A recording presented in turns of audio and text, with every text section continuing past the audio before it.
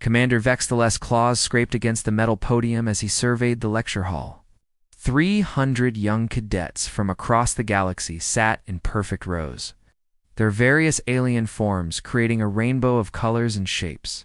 Blue-skinned Zalarians, with their large black eyes, crystalline Vorthok with translucent bodies, dozens of other species who had never faced humanity in combat. The overhead lights dimmed automatically as Vexel activated the holographic display behind him. Images of destroyed starships and burning planets flickered to life, casting eerie shadows across his battle-scarred face. His purple chitinous armor, dented and marked by plasma burns, told its own story of survival against impossible odds. "Around this room," he began, his voice echoing through the vast chamber, "each of you represents the finest military minds your species has produced. You have studied warfare for cycles, memorized every tactical manual in our archives, and believe you understand what it means to fight." He paused, letting his 3 eyes sweep across the eager faces. "You understand nothing, a young Vorthok?" Cadet raised his crystalline hand. "Commander, surely our ancestors faced challenges as difficult as the humans.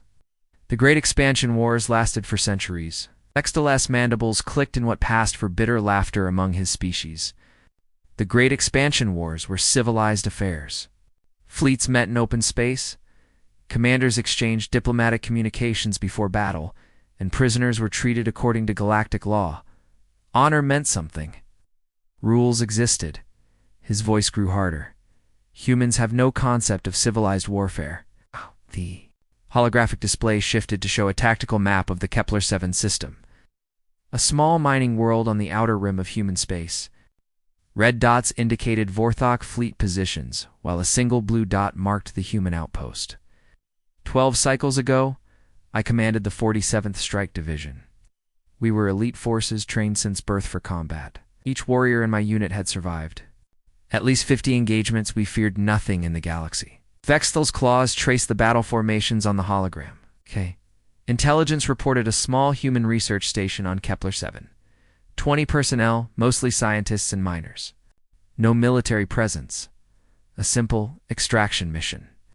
The display zoomed in on the planet's surface, showing the mining complex built into the side of a mountain. Tunnels snaked deep into the rock, creating a maze of passages and chambers. We deployed 300 warriors for 20 humans. Command called it excessive, but I had heard whispers about human unpredictability. I thought I was being cautious. Vexthal's voice carried a note of self-mockery. We surrounded the facility, cut their communications, and waited. Standard siege protocol suggested they would surrender within hours once they realized their situation. A Zalarian cadet leaned forward. "How long did they hold out, Commander?" 8 days. 8 days without food, water, or contact with the outside galaxy. Our instruments showed their power grid failing, their life support systems shutting down one by one. Any rational species would have surrendered on day 2. The hologram shifted to show heat signatures moving through the mining tunnels. Instead, they started digging. The display revealed new tunnel systems, hastily carved passages that connected to the main complex in seemingly random patterns. Human heat signatures moved through these tunnels like insects in a hive, always active, always working. On day 4, we intercepted their communications. Their leader was someone called Deho, a mining supervisor who had never seen military service. He was talking to his people, and do you know what he said? Vextal paused for effect. He told them to prepare for the party. Confused murmurs rippled through the audience. Party was a human concept that most species struggle to understand. We assumed it was code for some kind of final defensive strategy. Our linguists worked around the clock to decode their transmissions. Weapons preparation, perhaps, or evacuation procedures. The commander's 3 eyes focused on something beyond the walls. We were partially correct. The holographic display showed the final assault. Vorthok warriors in full combat armor advanced through the mining tunnels, their weapons ready, expecting to find cowering civilians. I led the first wave myself. The tunnels were dark, filled with the smell of fear and desperation we expected. from cornered prey. Then we reached the main chamber. Vextel's voice dropped to barely above a whisper. Deho was waiting for us. The image shifted to show a tall, human male, his mining clothes torn and stained, holding what appeared to be a crude explosive device. His face was covered in dirt and blood, but his eyes were bright with something the Vorthok had never seen. Before he looked at 300 armed warriors and smiled, not the grimace of someone facing death, but genuine joy. Then he spoke in perfect galactic standard, which our intelligence had said none of them knew. Welcome to our party, he said. We've been preparing special games for you. The explosion that followed vaporized the first wave of Vorthok warriors. But it was only the beginning. Hidden charges throughout the tunnel system began detonating in sequence, not randomly, but in a carefully orchestrated pattern that drove the survivors deeper into the maze. They had turned their own home into a weapon. Every corridor was a trap, every chamber a killing ground. Humans emerged from passages we didn't know existed, using mining tools as weapons, fighting with a ferocity that defied all military doctrine. Vextel's claws scraped nervously against the podium. But the truly terrifying part was their attitude. The surviving humans weren't screaming in terror or begging for mercy. They were laughing, actual laughter, as if the entire battle was some kind of entertainment. They called out to each other by name, sharing jokes even as they died. A human female named Yunji tackled one of my sergeants over a pit she had dug by hand. As they fell together, she was telling him about her daughter's birthday party, how she wished she could be there, how this fight would have to be her gift. The commander's voice cracked slightly. She died smiling. When the battle finally ended 6 hours later, the mining station was silent. Every human was dead, but they had taken 60 Vorthok warriors with them. Elite soldiers, trained from birth, killed by scientists and miners using improvised weapons and sheer determination, found their final message carved into the wall of what had been their cafeteria. Not burned by energy weapons or etched with proper tools, but carved by hand using broken metal. The letters were uneven, some filled with blood where fingernails had broken. Vextel's 3 eyes closed as he recited from memory. Humans were here. We threw a good party. We'll throw a better one next time. The lecture hall was completely silent. Even the ventilation system seemed muted as 300 young minds tried to process what they had heard. That was my introduction to humanity, Vextel concluded. 20 civilians with no military training had taught me that everything I knew about warfare was incomplete. They didn't fight to win or lose. They fought because fighting itself gave their lives meaning. The holographic display faded, leaving only the scarred commander standing in the dim light. His purple armor a testament to 6 more years of war against an enemy, who treated death as just another tactical option. The holographic display flickered to life again, showing a massive fortress carved into the red rock of Titan Prime. Firebase Omega sat like a metal tumor on the planet's surface.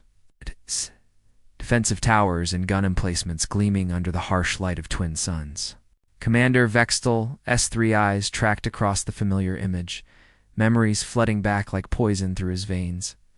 Firebase Omega was supposed to be our greatest victory, he began, his voice carrying the weight of bitter experience. High Command had marked it as a priority target. 300 human soldiers holding a strategic position that controlled 3 major shipping lanes. My orders were simple. Take the base within 1 week. A young crystalline cadet raised her translucent hand. Commander, with 3,000 warriors and orbital bombardment capabilities, surely 1 week was generous. Vextel's mandibles clicked in dark amusement. I thought so too. I even complained to my superiors that they were giving me too much time. I estimated the siege would last 3 days at most. His claws scraped against the podium.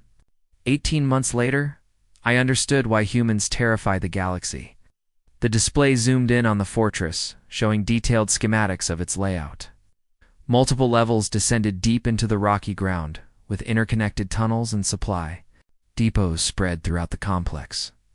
It was a masterpiece of defensive engineering. Major Haiyan Wu commanded the garrison. Our intelligence files described him as a competent but unremarkable officer. 37 years old, married, 2 children back on Earth, He had never commanded anything larger than a company before Firebase Omega. The image shifted to show a middle-aged human with kind eyes and graying hair. Looking at him, you would think he was someone's father, not a military commander. The first phase of the siege followed standard Vorthok doctrine. Orbital bombardment destroyed the outer defenses, cutting power to the main complex. Ground forces surrounded the fortress while siege cannons pounded the walls. Supply ships were intercepted and destroyed, cutting off all external support. Within 48 hours, we had achieved total strategic superiority. No supplies could reach them, no communications could get through our jamming fields. And our thermal scanners showed their power systems failing throughout the complex. Vextel manipulated the hologram to show heat signatures inside the base, dim red spots that flickered and died as systems shut down. I prepared my acceptance speech for their surrender. Instead of surrender, the humans sent a transmission. The holographic display showed Major Hyanwu sitting in what appeared to be his command center, emergency lighting casting harsh shadows across his face. His uniform was clean, his posture relaxed, as if he were conducting a routine briefing. Major looked directly into the camera and spoke in perfect galactic standard. His words were calm, almost friendly. Vexel's voice took on a mocking tone as he recited the message. Commander Vexel, thank you for the excellent perimeter security. My soldiers were getting bored with routine patrols. Now we have a real challenge. The alien cadets exchanged confused glances. Challenge was not a word typically associated with hopeless military situations. Then Major Hanwu said something that still haunts my dreams. We're not trapped in here with you. You're trapped out there with us. The transmission ended, and that night, the real war began. The hologram shifted to show the area around Firebase Omega under cover of darkness. Vorthok encampments surrounded the fortress in concentric circles. Thousands of warriors confident in their overwhelming advantage. Thermal sensors showed normal patrol patterns, routine guard rotations, everything proceeding according to military protocol. At 0347 hours, Sentry Post 7 went silent. We assumed equipment failure and sent a repair team. The display highlighted a small outpost on the perimeter. They found our guards arranged in a perfect circle, facing outward, all killed with precision strikes to vital organs. No signs of struggle, no indication of how the attackers had approached. In the center of the circle, carved into the ground with military precision, was a message. Compliments of Corporal Janae, Human 7th Infantry. Sleep well. The psychological impact was immediate. Our soldiers began demanding double guard rotations, then triple rotations. No one wanted to be alone in the dark. Vextel's claws drummed nervously against the podium. Hey, but the humans were just getting started. Night after night, the pattern repeated. Supply convoys would arrive at their destinations to find guards dead and cargo untouched, except for small items that served no military purpose. A family photo here, a communication device there, personal effects that the humans somehow knew, would be missed. Sergeant Taman became a legend among our troops. He would leave calling cards with his victims, small pieces of paper with human writing that our translators eventually decoded as poems about home and family. The commander's voice took on an edge of frustration. He was taunting us, showing that he could kill any of us at any time, but choosing only specific targets. The siege dragged on for months. What should have been a simple matter of waiting for the humans to starve became a war of nerves that tested Vorthok resolve. Soldiers began refusing night duties. Equipment failures increased as maintenance crews became too paranoid to work. Alone, supply runs required full military escorts. Major Hyanwu was conducting a masterclass in psychological warfare. The soldiers weren't just surviving our siege, they were thriving on it. Every night brought new evidence of their activities. New proof that our supposedly impregnable perimeter was nothing more than a suggestion to them.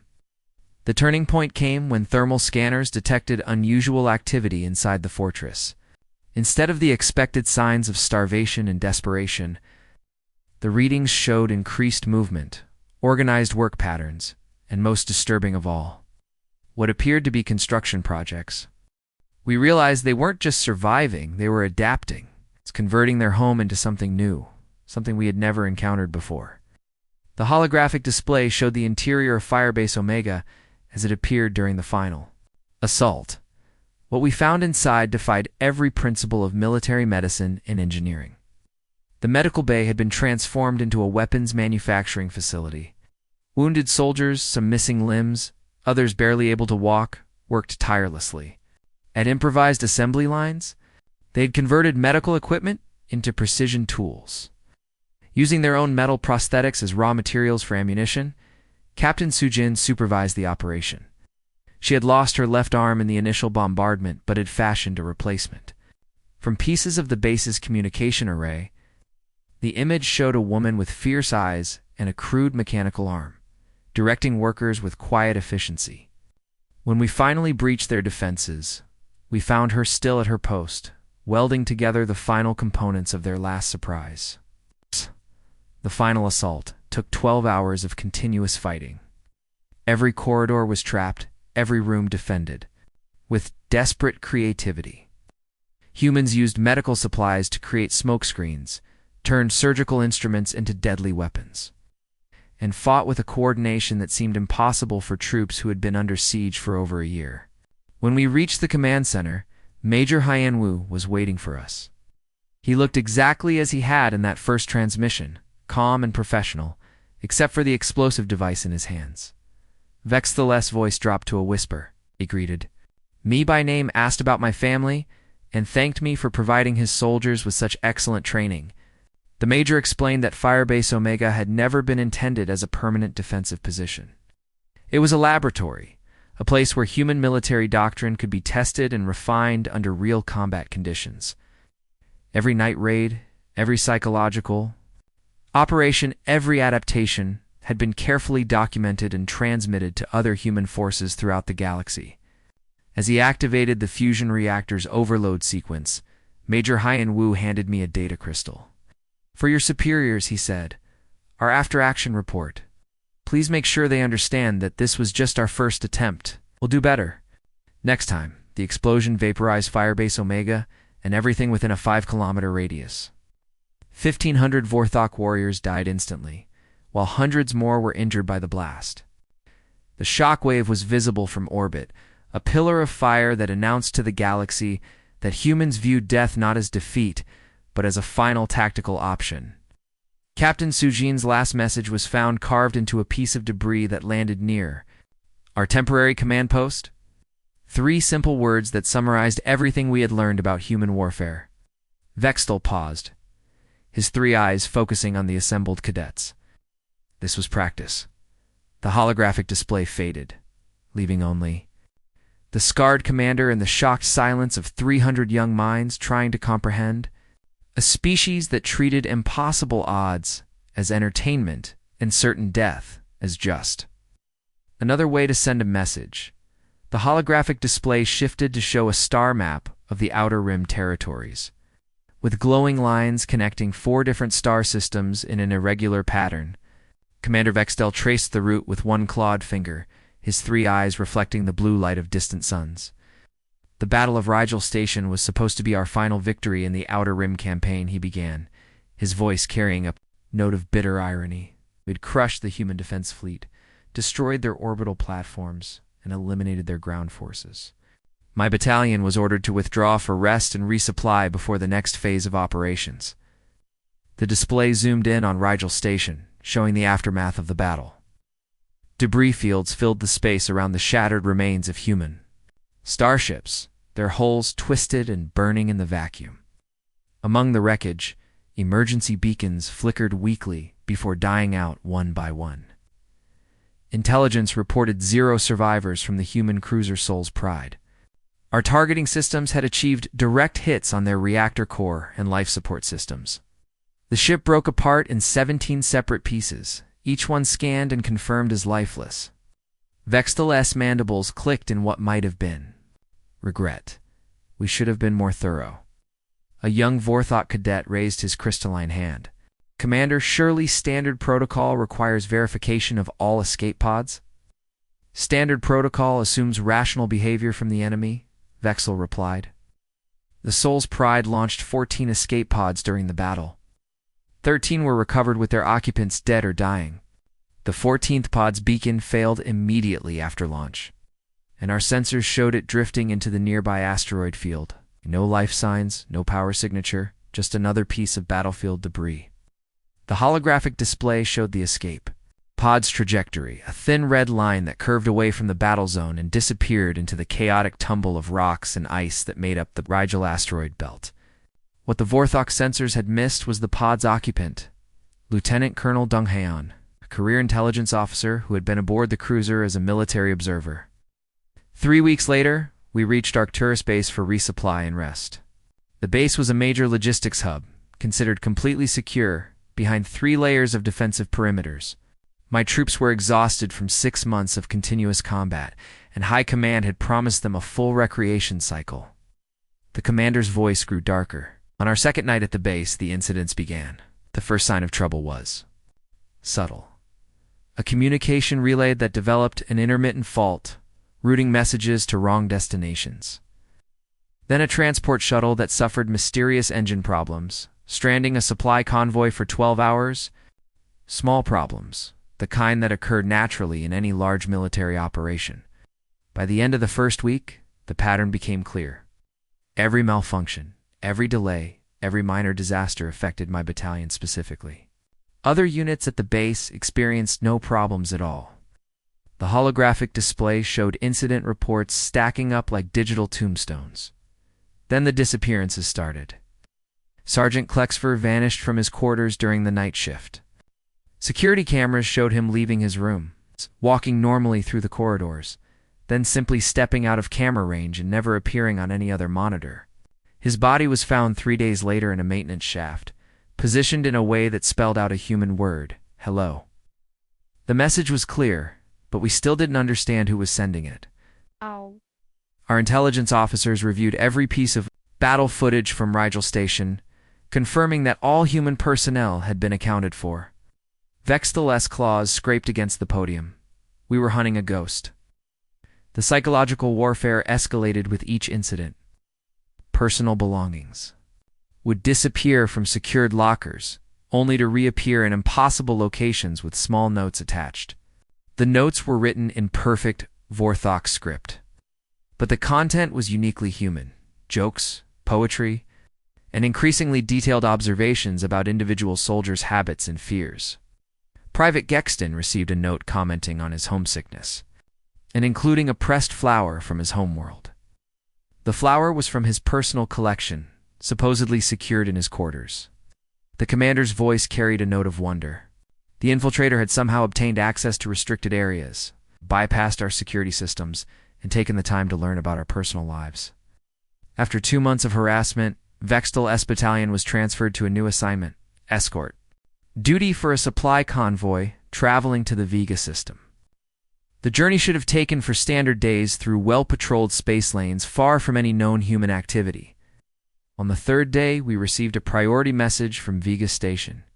Their entire command staff had been found dead in the SC Officers Club, killed during what appeared to be a social gathering. The holographic display showed the crime scene. 12 high-ranking Vorthok officers arranged around a conference table, each killed with surgical precision. The security footage showed a figure in maintenance coveralls entering the club, moving with the casual confidence of someone who belonged there. The figure was human, average height and build, wearing a name tag that identified him as maintenance. Technician Dong Haeon. He had somehow acquired valid security credentials, a complete maintenance uniform, and enough knowledge of Vorthok physiology to kill efficiently and silently. The station's computer logs showed that Technician Dong Haeon had been employed there for 3 weeks, performing routine repairs and maintenance with exemplary efficiency. His work orders were properly authorized, his security clearance was valid, and his performance reviews were outstanding. Vexel's S3 eyes closed as he recited the details. He had created an entire false identity and lived it perfectly. While planning his attack, the pattern continued for 2 years. Wherever Vextel S Battalion was assigned, Dong Haeon would appear weeks or months later. Sometimes he was a cargo handler, other times a communications technician, or environmental systems specialist. He never used the same identity twice, but his signature was always the same: precision kills accompanied by detailed notes analyzing Vorthok military weaknesses. The transport ship, that's more, was supposed to be our sanctuary. A deep space vessel with a carefully vetted crew, traveling through uninhabited sectors where no human could possibly follow. The holographic display showed a massive cargo hauler, its hull scarred by years of interstellar travel. We were wrong again. 3 days into the journey, the ship's navigation system began routing them toward a radiation storm that would have been fatal to all aboard. When the crew tried to override the commands, they discovered that someone had physically altered the navigation computer's core programming, welding new circuits into place with surgical precision. The chief engineer found a note inside the navigation computer, written on a piece of metal cut from the ship's own hull. "Compliments of your persistent friend, Dong Hyen. Please try to be more careful with your flight plans." The commander's voice carried grudging admiration. He had been aboard the ship for at least 2 weeks, working as a maintenance contractor with full access to our most sensitive systems. The hunt for Dong Hyen became an obsession that consumed Vextel's entire command structure. Officers reported phantom sightings, enlisted personnel refused to work alone, and the battalion's combat effectiveness degraded as resources were diverted to internal security measures. Several of my officers requested transfers to frontline combat units, claiming that fighting humans in open battle was preferable to being stalked by an invisible enemy. Vextel's mandibles clicked in bitter amusement. They were probably right. The final confrontation came at Tau Ceti Station, a remote outpost that served as a refueling stop for deep space exploration vessels. Vextel had received intelligence that Dong Hyen had been spotted in the system, and he was determined to end the 2-year nightmare once and for all. We arrived at Tau Ceti expecting another ambush, another clever trap designed to humiliate and demoralize us. Instead, we found the station operating normally, with no signs of human infiltration. The holographic display showed the station's familiar wheel-shaped structure rotating slowly against the backdrop of distant stars. The trap was more subtle than we expected. Dong Hyen had been at the station for 6 months, working as a reactor maintenance specialist under the identity of Chief Engineer Park. His work had been exemplary, his behavior beyond reproach, and his technical knowledge had actually improved the station's efficiency ratings. When we finally cornered him in the reactor control room, we found a human who was dying from radiation poisoning. He had been exposed during his sabotage work, using his own body as a shield while he reconfigured the station's power systems. Vextel's voice grew quiet. Any rational being would have sought medical attention immediately. Instead, he had spent his remaining time preparing one final lesson. The reactor had been modified to overload in a precisely controlled manner. Not enough to destroy the station, but sufficient to eliminate anyone in the immediate vicinity. Dong Hyen sat at the control console, his face pale and drawn from radiation sickness, monitoring the battalion's approach with professional interest. He greeted me by name when we entered the control room, as if we were old friends meeting for a social visit. Then he handed me a data crystal containing 27 months of detailed analysis of Vorthok military doctrine, tactical procedures, and psychological profiles. The commander held up a small crystal that caught the light from the holographic display. His final words were recorded in the station's logs. Mission complete. "Tell your people they gave me an excellent hunt. Good luck with the next one." The explosion that followed was precisely calculated to eliminate the reactor room while leaving the rest of the station intact. When the smoke cleared, Dong Hyen was gone. But his legacy lived on in the data crystal that would revolutionize human understanding of Vorthok warfare. We learned that day that humans don't fight for territory, resources, or even victory in any conventional sense, Vextel concluded. They fight because the challenge itself gives their lives meaning. Death is not defeat. It's just another tactical option in a game they refuse to stop playing. The holographic display showed the Sol system in all its terrible beauty, with Earth hanging like a blue jewel at the center of humanity's final defensive line.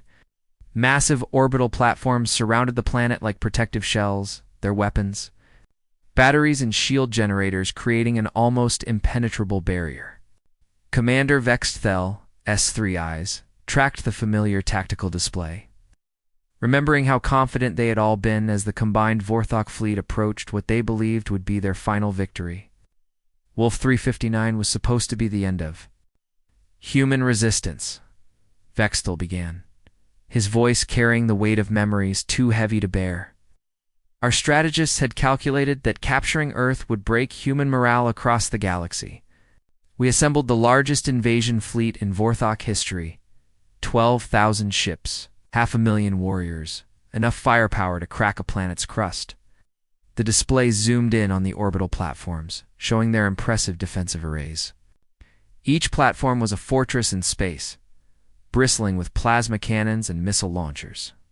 Energy shields shimmered between them, creating overlapping fields of protection that should have been impossible to breach.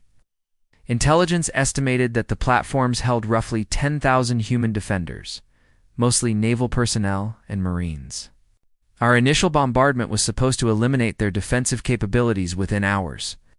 The commander's claws scraped against the podium as he manipulated the hologram. We achieved complete tactical superiority in the first 6 hours of battle. The opening phases of the battle had gone exactly according to Vorthok doctrine. Long-range artillery shattered the outer defensive perimeters, while fighter squadrons swept space clear of human interceptors. Platform after platform went dark as their power grids failed under the sustained bombardment. By hour 10, we had eliminated 70% of their defensive installations. The remaining platforms were operating on emergency power, their weapon systems failing, their shields flickering and dying.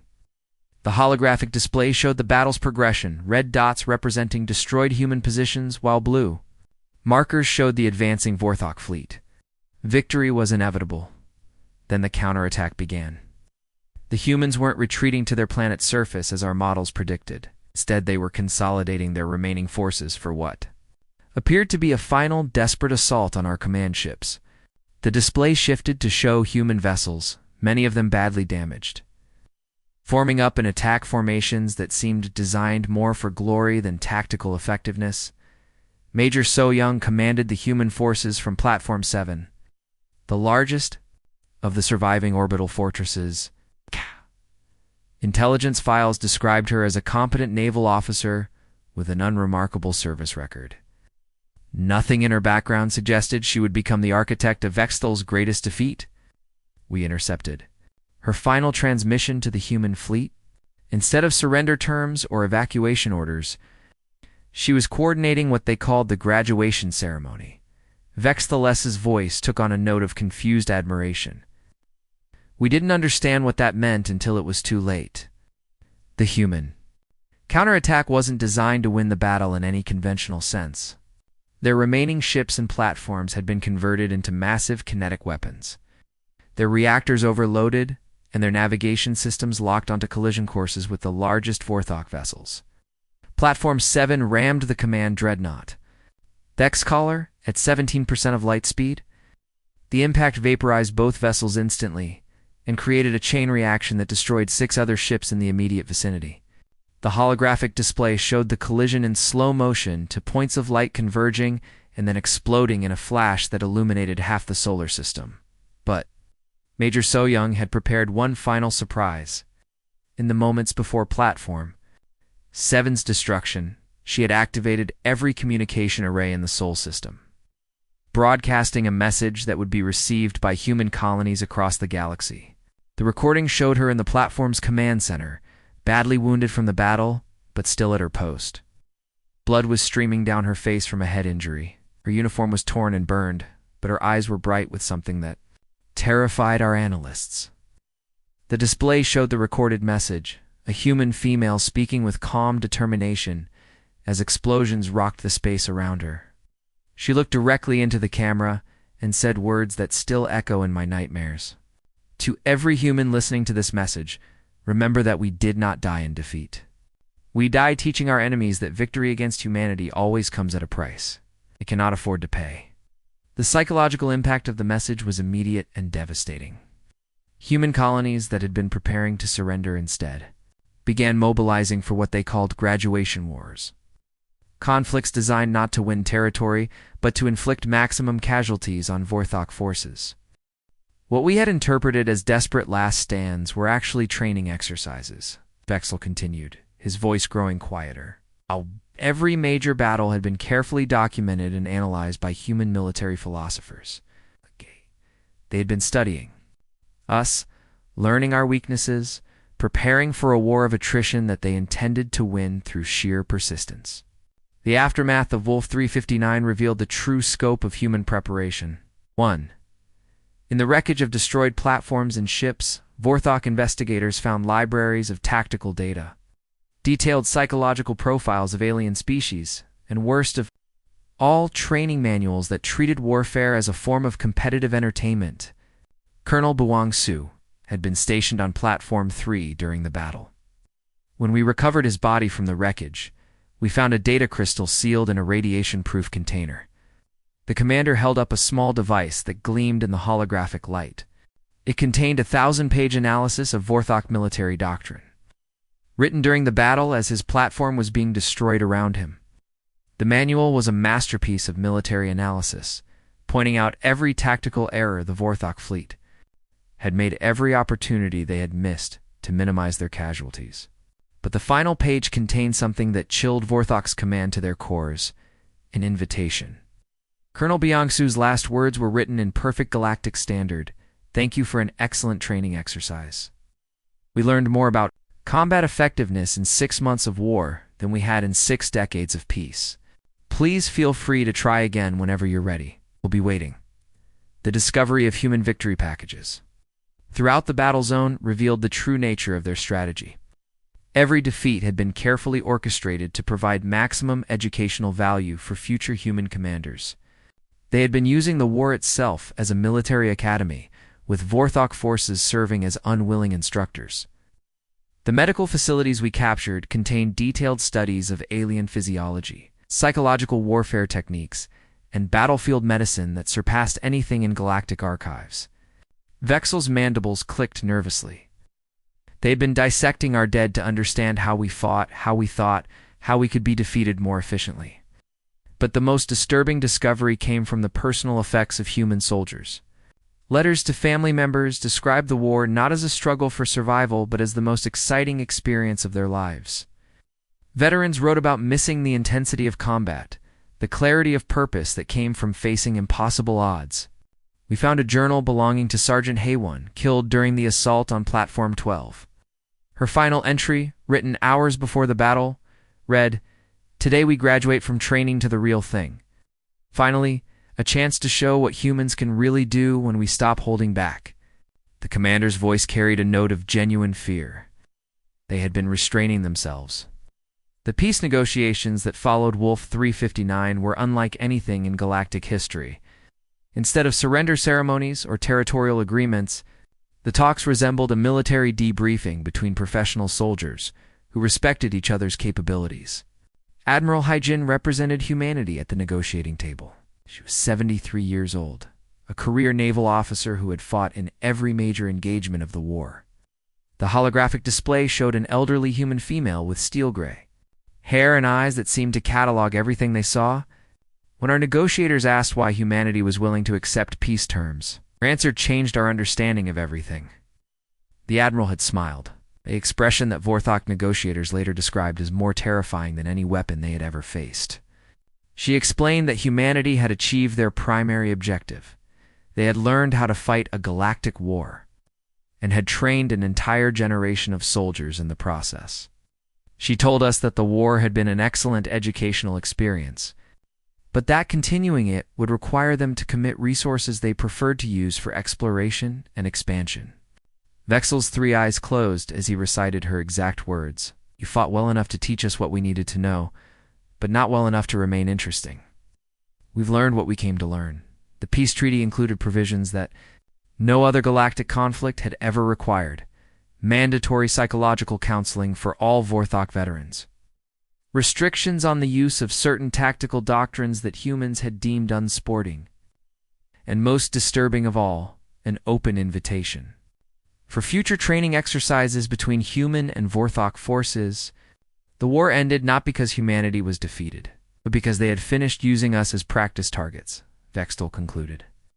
We learned that victory against humans is always temporary, because they treat every defeat as a lesson and every victory as encouragement to try harder next time. The holographic display faded, leaving only the scarred commander and the terrified silence of cadets, who were beginning to understand that their new human allies were far more dangerous than their former human enemies had ever been. Commander. Vextal's claws trembled as he reached for the polished medals adorning his chest. Each decoration told a story of survival, courage, and military excellence spanning 3 decades of service.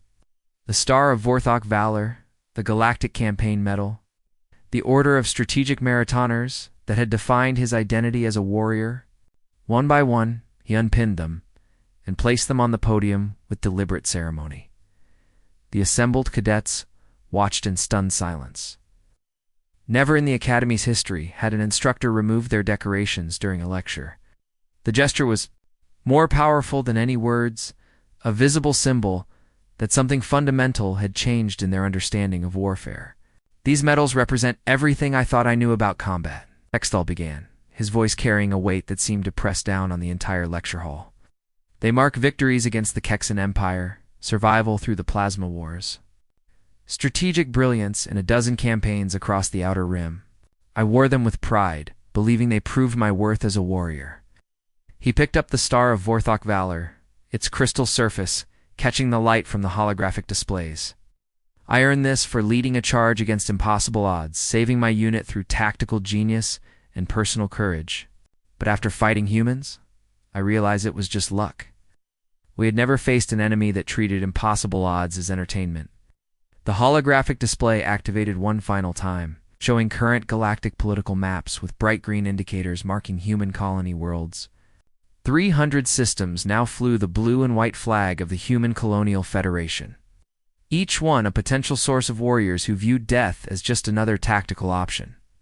6 months ago, the Galactic Defense Coalition voted unanimously to invite humanity to join our alliance. The decision was celebrated across 1,000 worlds as the greatest diplomatic victory in galactic history. Vextal gestured to the display, where transport ships marked with human insignia could be seen approaching various military installations. You see these ships and think of protection, of powerful allies who will help us defend against external threats? A young crystalline cadet raised her hand, her translucent features reflecting confusion. Commander, surely having human military expertise on our side is advantageous? Their tactical innovations could revolutionize galactic defense? Vextal's mandibles clicked in what might have been bitter laughter. That's exactly what we thought. The first human military advisors arrived 3 months ago, assigned to various units across the Coalition fleet. Captain Wu Jin was attached to my former battalion, the 47th Strike Division. The holographic display shifted to show personnel files and combat reports from recent border conflicts. The data told a disturbing story of tactical evolution among traditionally cautious Vorthok forces. Within 6 weeks of Wu Jin's arrival, casualty reports from the 47th began showing unusual patterns. Mission success rates increased dramatically, but so did voluntary participation in higher-ski operations. The commander manipulated the display to highlight specific incidents. Soldiers who had served for decades without requesting dangerous assignments were suddenly volunteering for suicide missions. The transformation wasn't subtle. Vorthok warriors who had been trained from birth to value survival and tactical withdrawal began adopting human concepts of acceptable losses and necessary sacrifices. They stopped retreating from untenable positions, instead fighting until the last warrior fell. Sergeant Klexter had served under me for 12 years. He was cautious, methodical, exactly the kind of soldier who survives long campaigns through careful planning. Vextal's voice carried genuine grief. After 2 months of training with Captain Wu Jin, he led a charge against a Kex patrol that outnumbered his squad 4-1. He called it the human way. The infection spread beyond military units. Human diplomatic teams had begun what they called cultural exchange programs, sharing their perspective on conflict resolution with species that had never developed aggressive tendencies. Ambassador Minho established friendship protocols with the Zalarian Peaceful Coalition. a species that had maintained neutrality for over 2,000 years. The display showed communications logs from the Zalarian home system, documenting a gradual shift in their diplomatic language. Within 3 months, Zalarian merchants were using phrases like proportional response and strategic deterrence. The true scope of human influence became apparent during a recent pirate attack on a Zalarian colony convoy. For millennia, Zalarian doctrine had emphasized negotiation and retreat when faced with superior force. Their ships were designed for speed and evasion, not combat. The colony ship Peaceful Dawn was carrying 2,000 civilians when pirates demanded their cargo. According to historical precedent, the Zalarians should have surrendered their goods and requested safe passage. The holographic display showed the incident from multiple angles, recorded by automated distress beacons. Instead, they rammed the largest pirate vessel at full speed. The impact destroyed both ships instantly, but the sacrifice allowed the remaining civilian transports to escape. When rescue teams interviewed the survivors, they discovered that the ship's captain had been corresponding with human settlers for months. Learning about concepts like duty and necessary sacrifice, the captain's final message, transmitted just before impact, quoted a human saying, "No one left behind." The Zalarians had no cultural context for that phrase 6 months ago. Pixel's 3 eyes focused on each cadet in turn. Now they're incorporating it into their military doctrine. The pattern was repeating across the galaxy. Species that had evolved peaceful solutions to conflict were suddenly developing military traditions based on human examples. Trade disputes were becoming matters of honor. Border disagreements were escalating into tests of will rather than opportunities for negotiation. The Gossamer Collective recently terminated their 1,000-year treaty with the Spiral Alliance, claiming their previous agreements were made from a position of weakness rather than strength. The commander's claws drummed against the podium. They learned the phrase negotiating from strength from their human cultural advisors. But Vextel's greatest fear wasn't the militarization of peaceful species. It was the possibility that humanity might someday view galactic civilization itself as flawed, as an obstacle to their vision of how the universe should operate. Humans survived on a world where the planet itself was actively trying to kill them. Predators, whether geological disasters, radiation, toxic atmosphere, everything about Earth was designed to eliminate human life. The display showed archived footage of Earth's hostile environment, massive storms, volcanic eruptions, and creatures that seemed designed specifically to hunt humans. They didn't just survive, they thrived by refusing to accept that survival was impossible. The implications were staggering. 12 billion humans now lived across 300 worlds, each one carrying the genetic and cultural memory of their species' rise from a death world. They had conquered their own planet through sheer, stubborn determination, then spread across the galaxy using the same philosophy. We survived our war with them because we represented a challenge, a game worthy of their attention. They studied us, learned from us, and ultimately decided we had taught them everything we could. Vextel's voice dropped to barely above a whisper. But what happens when they decide that galactic civilization itself is the enemy? The question hung in the air like a toxic cloud. Human philosophy viewed every obstacle as something to be overcome, every problem as a puzzle to be solved through determination and creativity. If they ever concluded that the existing galactic order was fundamentally flawed, their solution would not be reform or gradual change. Humans don't modify systems, they replace them. They don't negotiate with obstacles, they eliminate them. They don't accept that anything is impossible, including the complete restructuring of galactic civilization, according to their own principles. The commander gathered his medals, their weight somehow feeling different now. Today, we call them allies because it serves their current interests. Tomorrow, we may find ourselves classified as obstacles to human progress. Through the Academy's massive windows, human transport ships could be seen arriving with their precious cargo of cultural exchange students. You young humans eager to share their species' unique perspective on problem-solving with their new galactic neighbors. Their enthusiasm was infectious, their curiosity boundless, and their potential for reshaping galactic civilization absolutely terrifying. The Human Military Philosophy Department opens next semester, Vextel announced as he walked toward the exit. The curriculum will include courses on acceptable risk assessment, victory through attrition, and conflict as character building. The instructors will be volunteers from our own forces, former enemies who have requested the privilege of learning from their conquerors. He paused at the threshold, looking back at 300 young minds that would soon be shaped by human concepts of honor, duty, and necessary sacrifice. In the distance, construction crews were working around the clock to complete the new facility, their progress accelerated by human engineering consultants who had volunteered to help. Pray to whatever gods you worship that humanity continues to find us useful as allies, he concluded. Because the day they decide we're obstacles to their vision of galactic peace will be the day we learn what human warfare really looks like. When they stopped holding back, the lecture hall fell silent except for the distant sound of construction and the approaching hum of human transport engines. Outside, the future was arriving one ship at a time, carried by a species that had already redefined what it meant to be impossible to defeat. The end.